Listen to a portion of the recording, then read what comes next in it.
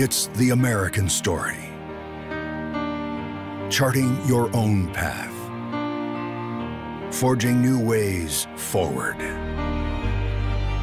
Not because it's the easy way, but because it's the right way. And for those with dedication, character, faith, and conviction. Sometimes that lonely path paves the way forward for millions.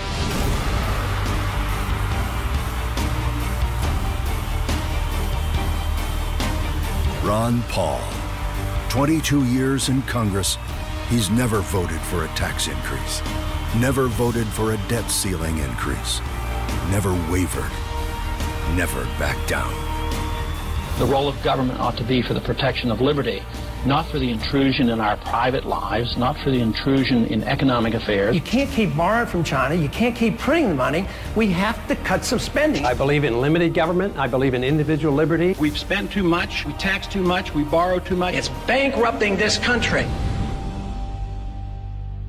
I knew I did not want to be a politician all my life. Matter of fact, I was surprised I ever won, because this message I thought would not go well with the people, because I'm not making wild promises. Of course, my wife warned me this was a dangerous project because she said you could end up getting elected. And he said, no, I'm not going to be elected. He said, you have to be like Santa Claus. You have to give them something. He says, I don't want to give them something or bring home the bacon. He said, I want to give them their freedom. It's been a consistent theme since his very first election that government's grown too large, and as government grows larger, your freedoms grow smaller. And he's fought this through the years. When I first got to the House, I thought Ron Paul was nuts. He was out there talking about the Federal Reserve, the monetary system, but more and more I found myself voting with him. He's been talking about these things since the early 1970s, and he hasn't wavered, he hasn't buckled, even when he's had to stand alone.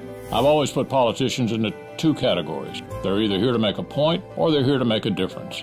Ron Paul is the only one I know who made a difference by making a point. We need lower taxes, less regulations, and we need to free up the market. He's been an absolute fiscal hawk, one of the most fiscally conservative members in the history of the Congress. I can guarantee you we wouldn't have a $16 trillion debt if we had 435 Ron Pauls in Congress. The more I think about him over the years, the more inspiring it is of what he's done. Not being afraid of anything, but willing to stand for what he thought was right. Ron Paul was Tea Party before there was a Tea Party. If you want honesty, integrity, look to Ron Paul, and that's based on his faith and based on his belief in the Constitution. He's willing to do things that other people aren't willing to do because his convictions are so deep. As long as we live beyond our means, we are destined to live beneath our means. Well, one of the extraordinary things about my father is that, you know, the lobbyists don't even come by his office. They don't even bother to come by because they know he can't be bought. And that passion is born of a deep and abiding conviction that these are correct principles. He stands for freedom. He stands for liberty. He stands for the traditional American values that made this country great. The longer we go and the deeper in debt we get, the more apparent it is that Ron Paul was right all those years. Whether people want to admit it or not, Ron Paul changed the conversation.